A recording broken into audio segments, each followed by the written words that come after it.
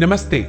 झारखंड की संस्कृति और लोग बहुत ही अनोखे और विविध हैं। यहाँ के लोगों के विचार और पहचान को समझने के लिए कुछ मुख्य बातें हैं। पहचान और संस्कृति की मुख्य बातें। आदिवासी और सदान। झारखंड की पहचान मुख्य रूप से इसकी आदिवासी संस्कृति जैसे संताल, मुंडा, उरांव हो और सदानो, स्थानीय गैर आदिवासी जो हिंद आर्य भाषाएं बोलते हैं, के मिश्रण से बनी है। प्रकृति से गहरा जुड़ाव। यहाँ के लोग प्रकृति की पूजा करते हैं और उसके साथ तालमेल बिठाकर रहना पसंद करते हैं। उनका जीवन प्रकृति के इर्द गिर्द घूमता है। उदाहरण, सरहुल और करम जैसे प्रमुख त्योहारों में पेड़ पौधों जैसे करम और सखुआ की पूजा की जाती है।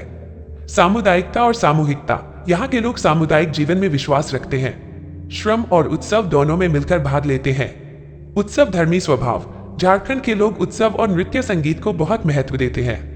लोक नृत्य। छऊ, झूमीर, पाइका, मुंडारी और संथाली नृत्य काफी प्रसिद्ध हैं। त्योहार। सरहुल, करम, सोहराय, टुसु, छठ पूजा आदि धूमधाम से मनाए जाते हैं। स्वभाव। विचार। सरलता और मेहनती।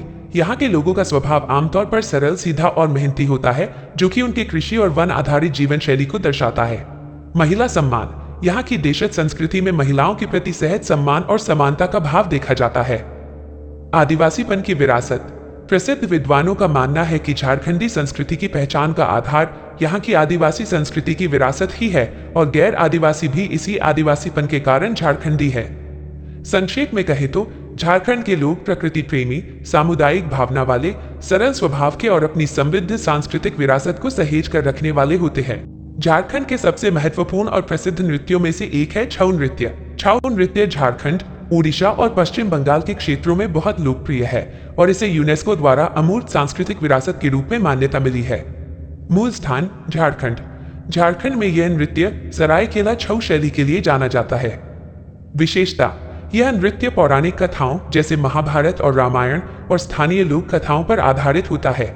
यह ओजस्वी, वीर रस से भरा और गतिमान, डायनामिक होता है। मुखौटे, मास्क। सरायकेला शैली में कलाकार अक्सर मुखौटे पहनकर अपनी भावनाओं और चरित्रों को व्यक्त करते हैं।